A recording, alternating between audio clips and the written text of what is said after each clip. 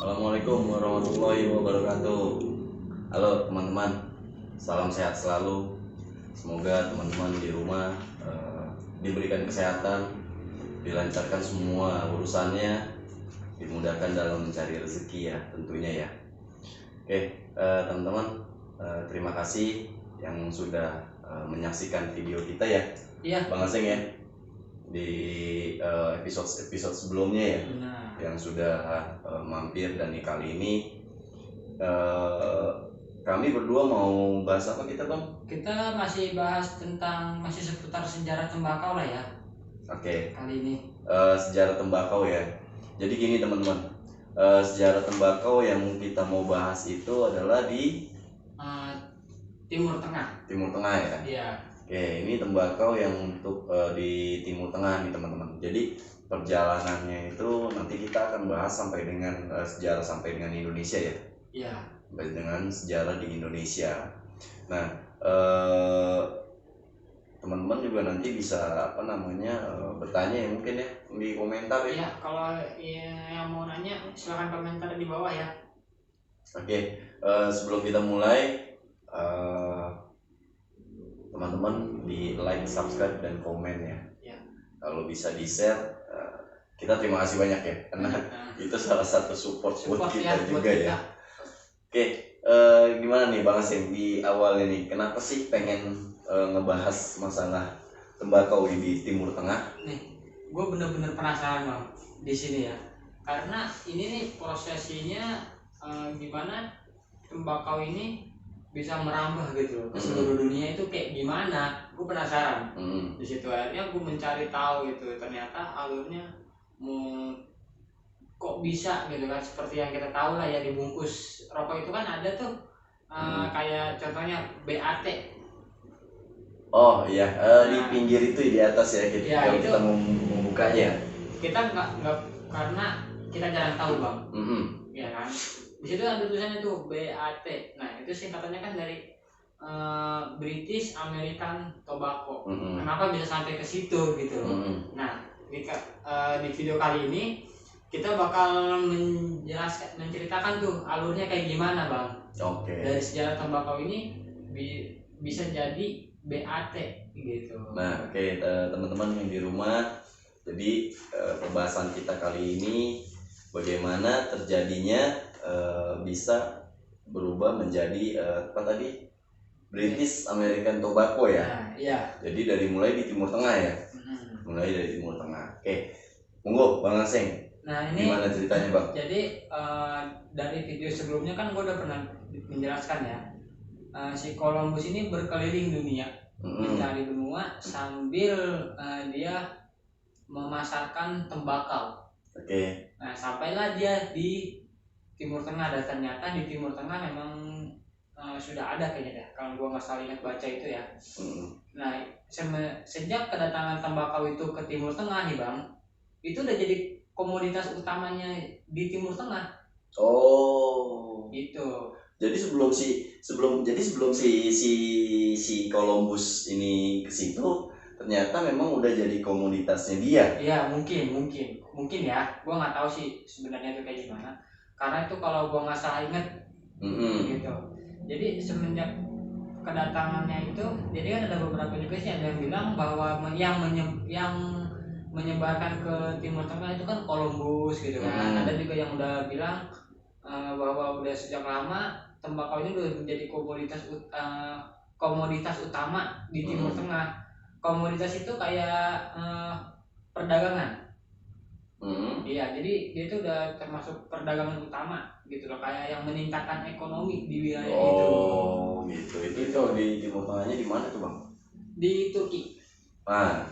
Teman-teman, ini salah satu negara kemungkinan kesultanan ya jatuhnya ya, masuknya ya. Iya, masih dalam negara kesultanan ya, Sultanan Utsmaniyah ya kalau nggak salah ya. Benar nggak sih?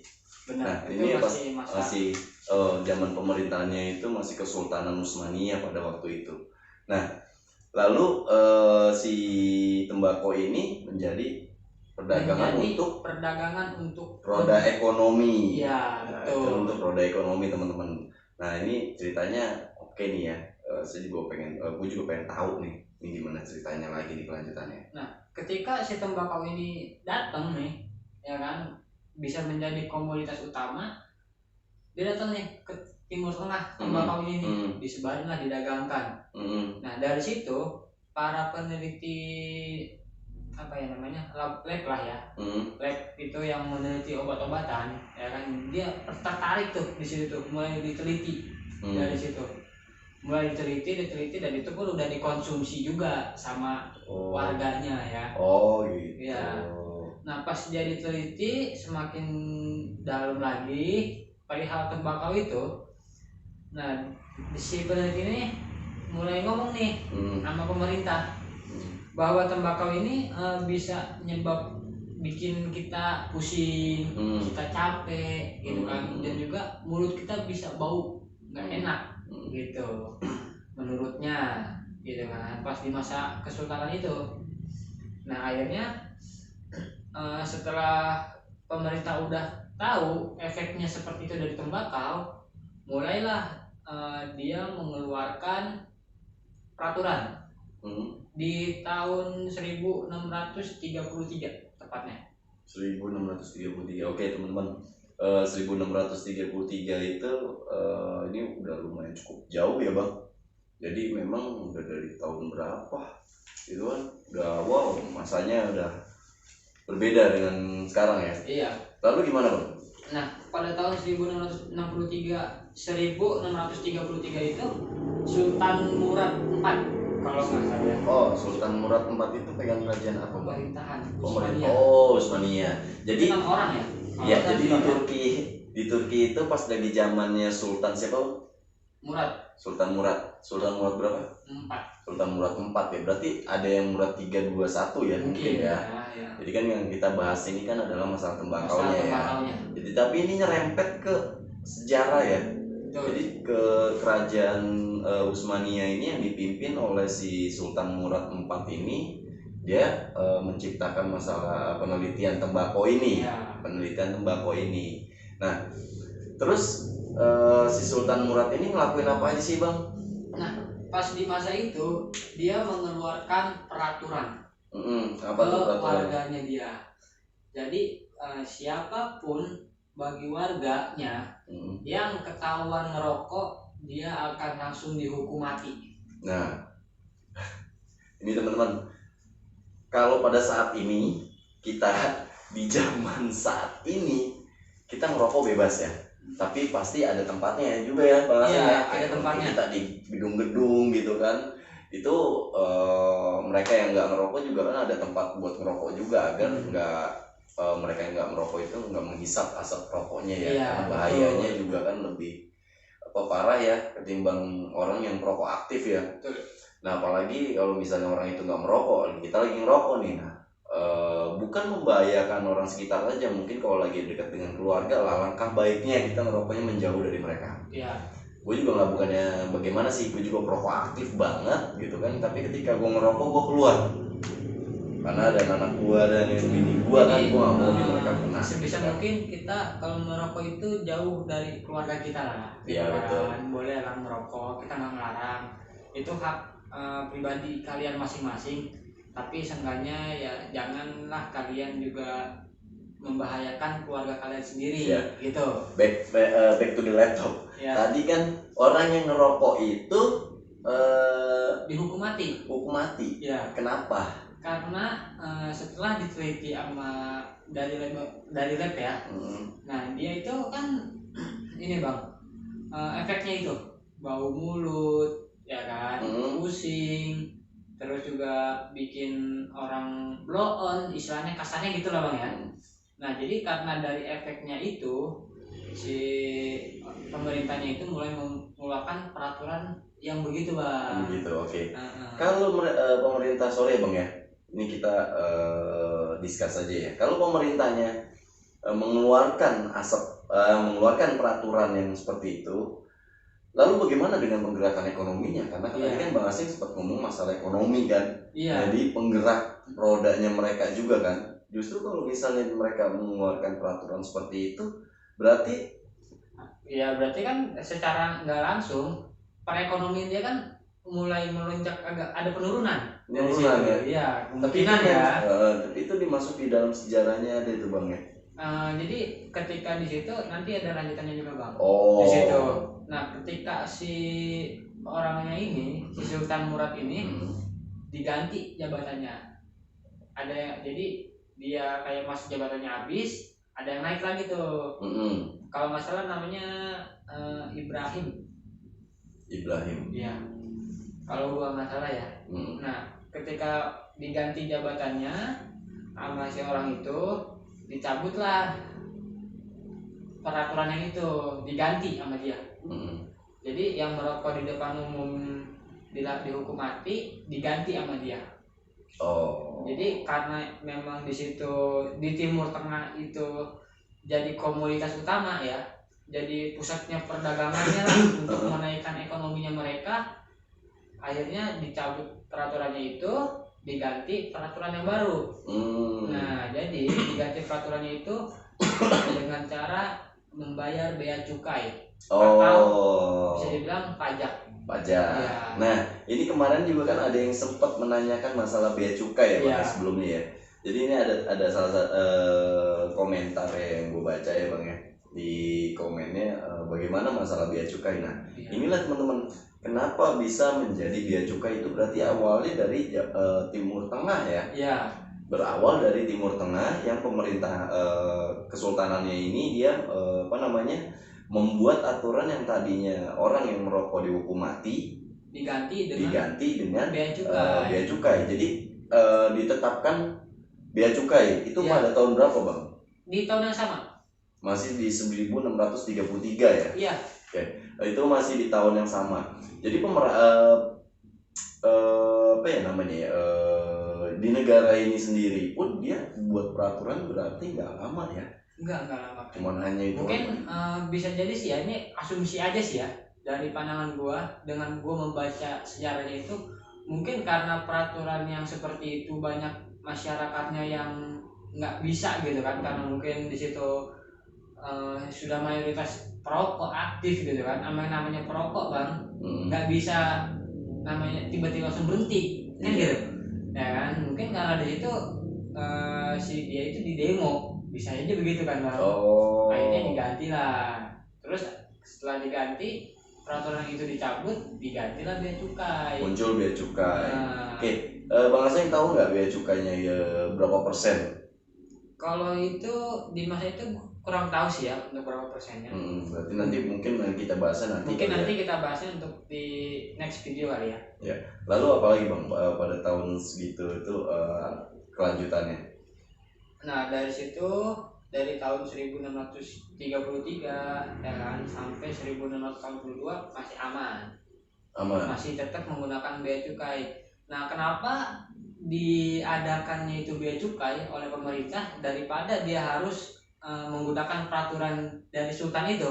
Gitu. Karena mungkin di masanya si Sultan Murad itu belum ada pengendalian perihal tembakau gitu kan. Jadi setiap orang bebas untuk menggunakan ini, pemasukan tembakau bebas gitu kan, banyak ya kan, melebihi kapasitas atau apa gitu kan, mungkin bisa aja begitu. Nah, jadi dicabutlah peraturan itu, diganti bea cukai untuk mengendalikan si rokoknya ini yang dipakai gitu.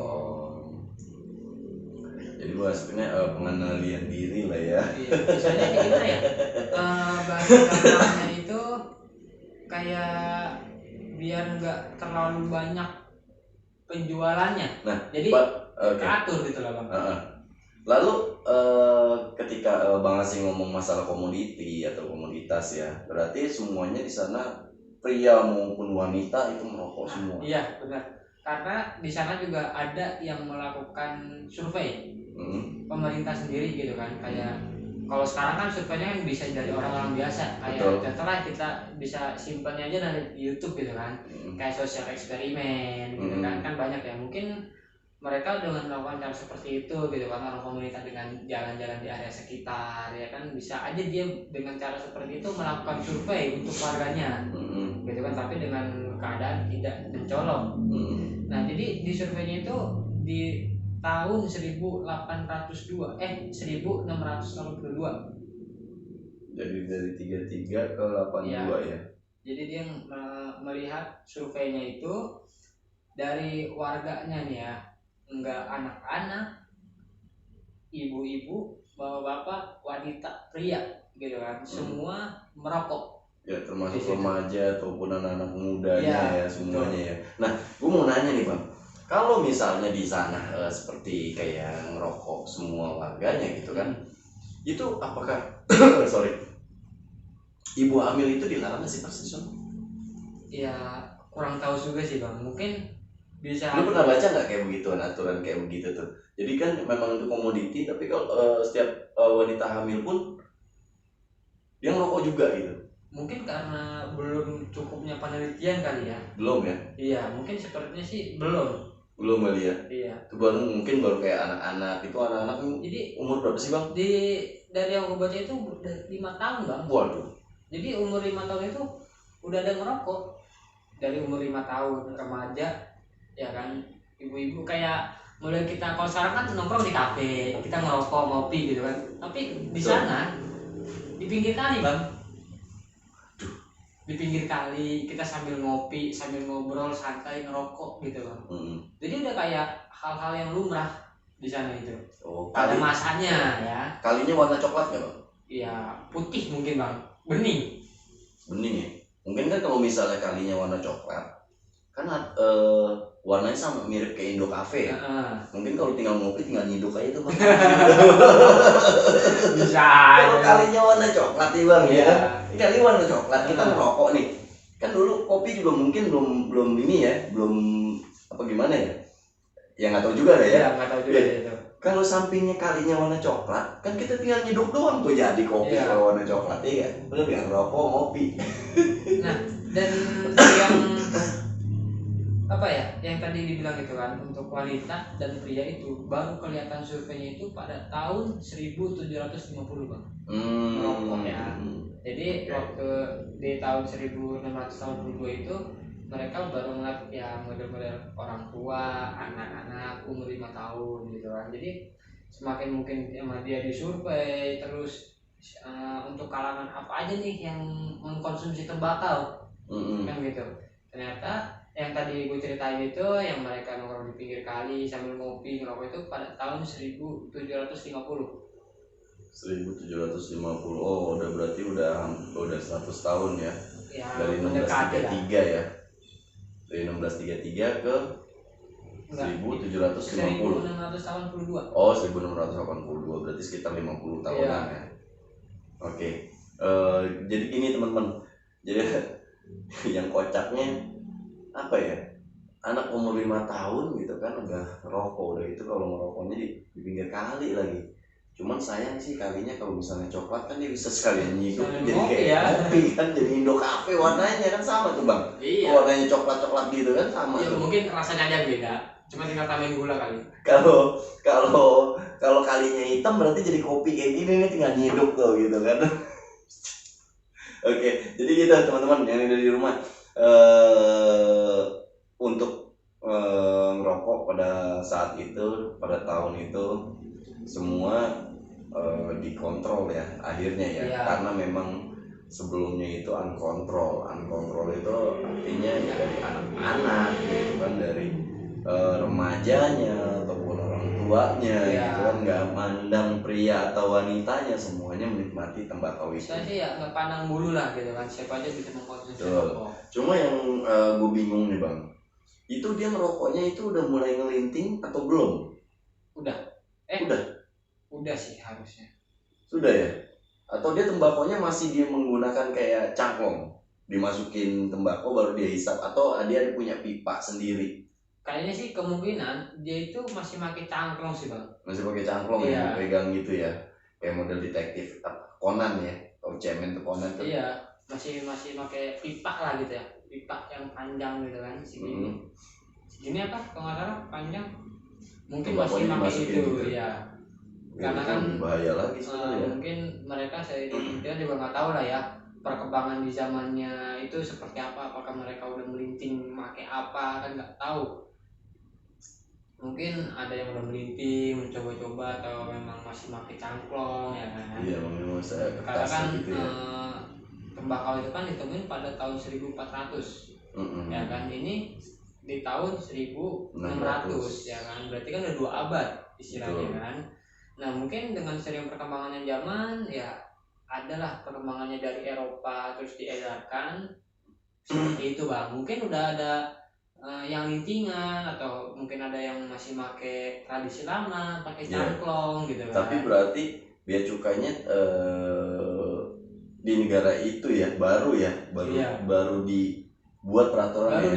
Dan mungkin negara lain mengikuti ya langsung ya. Jadi mencontoh ya, karena mereka mencetuskan seperti itu, otomatis mereka pasti mencontoh juga ya.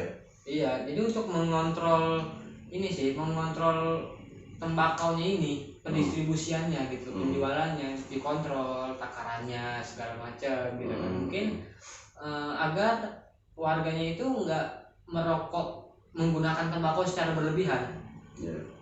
Iya, mungkin itu maksudnya di adain bea cukai. Bea cukai. Nah itu teman-teman.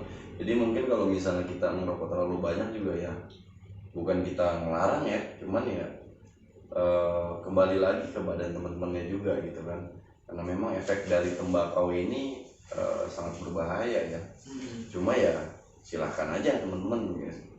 Kalau bisa ya dikontrol kan gitu ya. Kalau bisa dikontrol gitu kan, jangan sampai unkontrol. Kalau misalnya sampai unkontrol bisa kebablasan juga ya. Dan itu sempat gue ceritain bahwa gue dulu ngerokok itu 1 bungkus dalam waktu 1 jam itu habis, dan gue ngerasain efeknya banget sampai kaki gue nggak bisa jalan, dan besoknya gue nggak masuk sekolah. Itu masih udah lama banget, itu gue pada waktu SMP ya, sempat gue pernah cerita ya.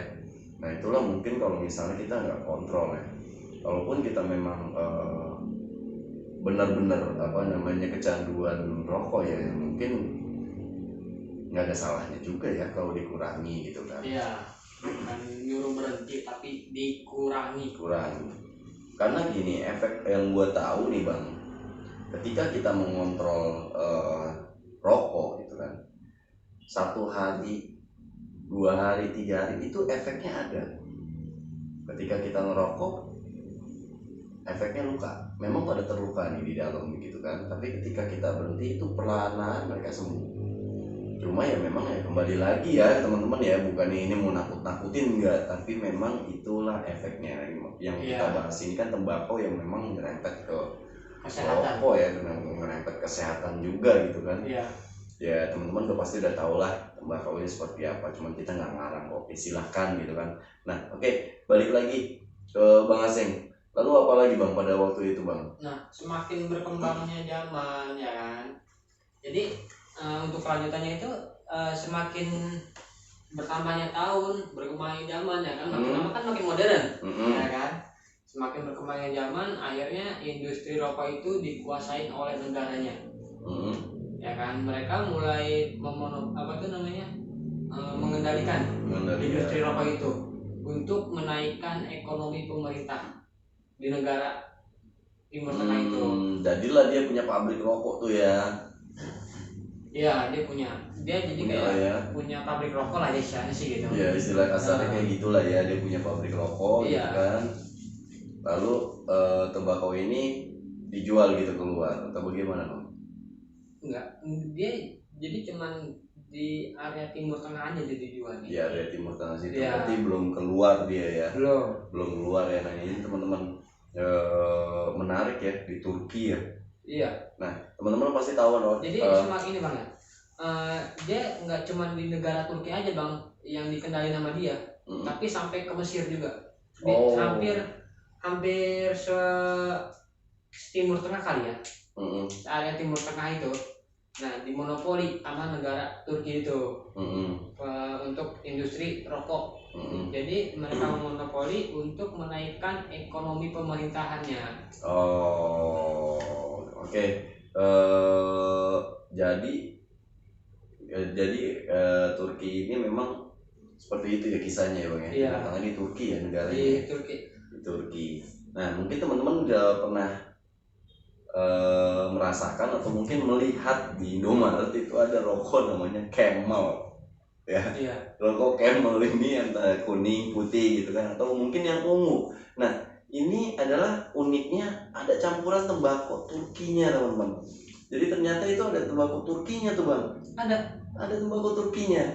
Nah kenapa ada, tadi kan bahasanya sempat ngomong BAT gitu kan, British American Tobacco, terus dan lain-lain gitu kan, atau ada JTI, Japan Tobacco Internasional gitu kan. Nah itu tuh mungkin nanti kita jelasin juga ya, kita infokan ya ke teman-teman di rumah ya. Ini perjalanannya dulu, jadi di awal dulu. Nah tembakau yang ada campuran tembakau dari Turki itu adalah tembakau dari rokok Camel, kuning putih. Nah itu ada tembakau Turkinya ternyata. Itu campuran, ada tembakau Turkinya di situ. Nah ini gue juga baru tahu nih kalau masalah bea cukai baru berjalan itu di Turki dulu ya. Iya. Lalu apalagi bang kejadiannya bang? Nah mulai dari situ kan pasti kan setiap negara ada masa penjajahannya. Nah ada yang ada di menjajah dan dijajah gitu kan. Nah pada saat itu ketika negara Turki itu memonopoli industri tembakau, Inggris menjajah Mesir. Oh, tentara sekutu berarti ya. Oke. Nah, ketika si Inggris ini menjajah Mesir, dia ini nggak kayak seolah-olah nggak ngutak-ngatik industri rokok bang, industri tembakau itu. Sama dia kayaknya kayak seolah nggak diutak-ngatik karena masih semakin naik gitu bang. Industri rokok itu makin naik, komoditasnya itu semakin dibutuhin, kebutuhannya semakin banyak gitu kan, otomatis kan pendapatan makin naik untuk negaranya ya kan. Semakin berjalannya waktu akhirnya seperti itu tuh ya kan. Nah nggak lama kemudian kebetulan karena itu kalau nggak salah Prancis sampai Italia gitu ya, akhirnya mulai aja tuh mereka kerjasama 3 negara, entah itu Prancis atau Italia, gue lupa ya. Inggris sama Turki untuk mengelola industri rokok. Jadi ada negara Prancis juga ya? Iya. Masuk juga dari sana ya. Ketika si Inggris menjajah, masuk juga Prancis. Berarti pada saat itu Inggris dan Prancis masih jadi satu mereka. Iya. Jadi tujuannya mereka ini untuk mengambil alih, Bang. Tapi pabrik rokok ini untuk menjajah negara itu, tapi dengan lewat perdagangan. Oh. Jadi secara perlahan, ya kan, mungkin entah itu gimana, ya kan, akhirnya semakin lama itu dari Prancis sampai Italia, gue lupa tuh, dari negara itu mereka mendirikan perusahaan, 2 perusahaan gitu kan, yang satu pakai nama negaranya dia, yang satu pakai nama negara Turki, tapi yang mengendalikan ini si negara ini. Oh. Gitu. Jadi politik ya? Iya. Politik ya masuknya ya. Akhirnya dikendalikan, dimonopoli tuh. Tapi nggak secara langsung bruk dimonopoli gitu bang. Jadi secara bertahap dia memonopolinya itu, sedikit-sedikit ya kan. Diambilin gitu ya. Nanti ketika udah itu kan caranya menjajah bang. Ya kan. Caranya menjajah kan pasti begitu. Kita raup sedikit-sedikit ya kan, sampai udah mau habis, nanti kita buang kan gitu. Itu caranya menjajah kan begitu. Ketika dia masih bisa bermanfaat, kita masih bisa ngeraup dari dia, ya kan. Tapi kalau udah nggak bermanfaat, buat apa? Ya kan, mending kita buang. Kan seperti itu model penjajahannya. Jadi diambil sama dia dikit-dikit nih. Yang mulai dari pertama dia ngambil industri rokok dulu nih, karena kan impor ekspornya kan dari barat. Ya kan, dari Eropa itu kalau nggak salah. Ya kan, dari negara dia untuk ekspor impornya tembakau itu ya kan, dari Amerika, negara suku Indian. Ya kan, di ekspor kan dari dia. Setelah si negara itu yang mendirikan 2 perusahaan ini, ya kan, mendirikan 2 perusahaan di Turki, dia memonopoli industri rokok di situ. Secara perlahan mulai dimonopoli seluruhnya tuh, secara perlahan. Dan ketika si negara yang ini mengendalikan industri rokok, Inggris pun secara perlahan dia menjajah Mesir. Oh, gitu Bang. oke. Jadi ceritanya tuh kayak gimana ya? Ketika negara Turki ini secara perlahan mau diambil alih dengan lewat perdagangan, dan Mesir pun juga dijajah oleh Inggris. Jadi ya timbul lah Prancis dan Inggris menjajah secara berdagang. Iya, seperti itu. Nah itu ya teman-teman jarum tembakau ya. Iya, jadi di Timur Tengah. Tujuan awal si negaranya ini sebenarnya dia cuma mau ngambil alih monopoli dah ya, monopoli tembakau kan. Niatnya, tujuan utamanya dia begitu. Mungkin karena menurut dia kurang nih, gue masih butuh banyak income gitu kan. Jadi dia mulai berdiskusi tuh, kayak apa sih ya, rapat lah ya, 3 negara itu. Dia rapat mulai memboikot, istilahnya kayak menstop ekspor impor tembakau ke negara Turki. Caranya seperti itu Bang dia. Kan semakin gitu kan otomatis makin turun tuh perekonomian ya kan. Mungkin dari situ si negara yang mendirikan perusahaan ini dengan cara, lu kalau misalkan mau dapat pendapatan ya kan, atau gimana gue juga nggak tahu lah ya, atau mungkin dia karena kekurangan uang dia minjem lah ke si negara itu gitu kan. Bisa aja Bang. Betul. Makin begitu kan otomatis kan mau nggak mau si negara yang mau monopoli industri rokok ini kan mikirin cara nih gimana caranya. Ya kan, akhirnya ya udah dah, ini industri lu kalau misalkan mau bangkit lagi ekonomi lu, industri rokoknya buat gua. Ya kan, setuju dari negara siapa? Dari negara yang Prancis kalau nggak salah. Prancis apa Italia ya? Prancis kayaknya sih. Ya kan gitu. Tergiur dong, dikasih lah industri rokok, dimonopoli penuh sama dia langsung industri rokok. Semakin berjalannya waktu ya kan, diambil komoditas Turki ini Bang sama negara Prancis ini. Mulai dari industri garam, bahan peledak, mesiu, hampir semuanya. Bahkan industri bar, alkohol diambil alih juga. Waduh, bangkrut dong tuh negaranya kalau diambil alih, monopoli semua. Iya, dimonopoli di situ. Dengan tujuan pertamanya dia mau ngambil industri tembakau, diambillah semuanya. Yang gue bingung kenapa Mesir nggak ada perlawanan ya? Iya, itu dia. Yang gue bingung kenapa ya nggak ada pada waktu itu gitu ya kan? Iya. Karena kan pada waktu itu paling juga mereka juga berperangnya pakai apa sih gitu. Masih terbatas kan ya. Iya. Itu kenapa mereka nggak berlawan? Itu kayaknya salah satu sejarah yang mungkin harus kita cari tahu lagi ya. Karena itu sejarah ya. Gitu loh, ketika negara Turki ini ketika mereka tahu ya kan, kenapa mereka nggak melawan? Gitu kan? Gimana sejarahnya? Terus untuk negara Mesir yang dijajah oleh negara Inggris, gimana prosesnya tuh kan? Gue penasaran di situ kan. Mesir itu yang ada patung-patung yang Sphinx itu ya. Iya, kayak tempatnya Firaun bukan sih? Iya. Tempatnya Firaun padahal ya? Iya. Aturan Firaunnya dipanggil tuh. Gimana bisa Bang? Belum kira tinggal keluarin lonceng dia muncul gitu kan. Dia mati kan keluar tuh takut dia. Nah, terus itu beneran lama Bang dijajahnya dia. Akhirnya semakin berkembangnya dia itu kan, Turki merdeka. Sampai Turki merdeka benar-benar dimonopoli abis itu negara. Sampai banyak utang juga ya kan. Mesir? Turkinya. Oke. Nah, akhirnya ketika Turki merdeka pada tahun 1925 Turki merdeka itu kepemimpinan siapa ya bro? Belum tahu deh gue ya. Siapa ya? Ribet lah namanya, gue juga nggak ini. Ribet ya? Ya oke. Berarti mungkin nanti kita kasih tahu aja kali ya. Iya. Biar sekalian gue cari tahu juga sih.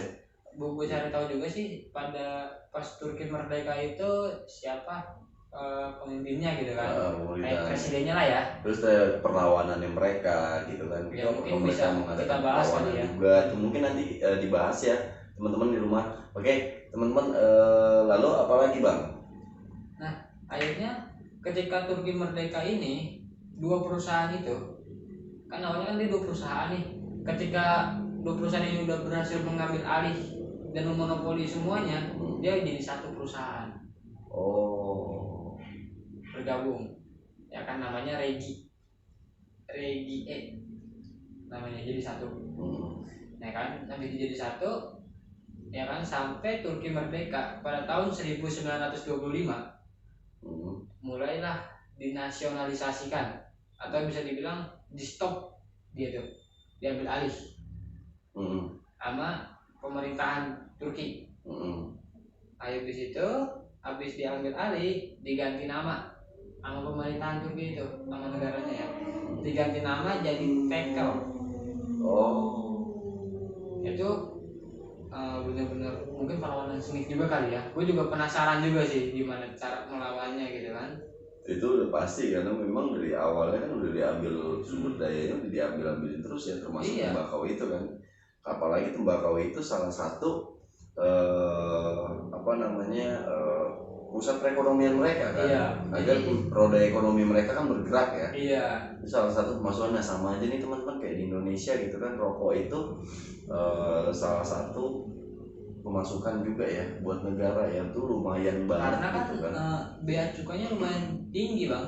Nah apalagi gue baru dengar lagi nih, ini gue belum tahu ya ini benar atau enggaknya gitu kan, takutnya hoax juga kan, mungkin bisa dicari tahu nantinya. Rokok itu mau naik bang. Rokok itu mau naik lagi. Cukainya 10% bang di Indonesia. Ada yang demo? Nggak ada kayaknya ya. Jadi kita penikmat rokok ya. Tapi mungkin kalau BBM, kenapa pada demo? Karena mungkin kalau BBM, kalau gue bilang, ketika BBM itu naik, semua harga pasti naik. Tapi kalau rokok yang naik, apakah bahan pokok kita naik? Nggak ada yang naik kayaknya. Makanya nggak pada demo ya. Buat apa juga ya. Nah itulah jadi teman-teman, salah satu untuk menopang, bukan menopang ya, salah satu pemasukan negara ya di tembakau ini gitu kan. Lalu apa lagi bang? Nah habis si perusahaan itu dinasionalisasikan, diganti nama jadi Tekel. Ya kan, habis itu dimonopoli balik sama negara untuk menaikkan ekonomi kembali tuh. Ya kan, karena udah dijajah, habis dong. Ya kan, udah habis, gimana caranya biar bisa naik lagi nih ekonomi, biar bisa stabil. Akhirnya sama dia dimonopoli kembali oleh negara tersebut. Ya kan. Tapi pastinya nih bang, kalau misalnya dia bikin begitu kan otomatis butuh pemulihannya, butuh waktu lama ya. Kalau gue bilang ya, karena gini, karena tembakau itu kan nggak begitu kita tanam langsung tumbuh. Ya kan, pasti itu perlu waktu juga ya. Mungkin dari sektor lain juga udah lumayan masuk juga kali ya. Pemerintahnya atur otak lah itu ya. Jadi pasti udah pusing lah bang. Iya lah, siapa yang nggak pusing gitu kan. Kita ngatur bini kita aja tuh di rumah kadang-kadang pusing juga. Pusing bang, beneran. Apalagi ngatur negara ya kan. Aduh. Terkadang ya gitulah kita gitu kan. Gimana? Oke. Ini lumayan lama bang ya, dia ini bertahan ini pas di monopoli sama negara itu. Jadi dari tahun 1925 sampai tahun 2008, hampir satu abad lah ya. 1925 sampai 2008. Sampai 2008, oh lama banget ya.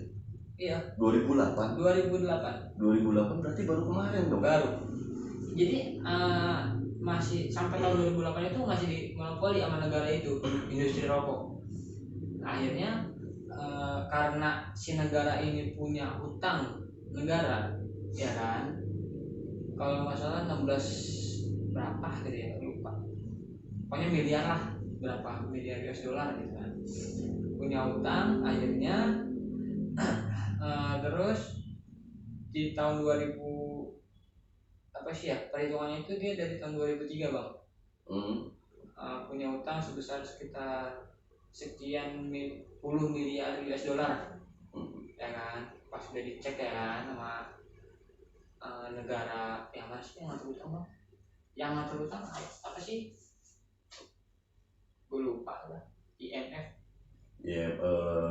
iya dana yang mengalirkan dana kan. Iya. Ya bantuan Bank Dunia lah ya.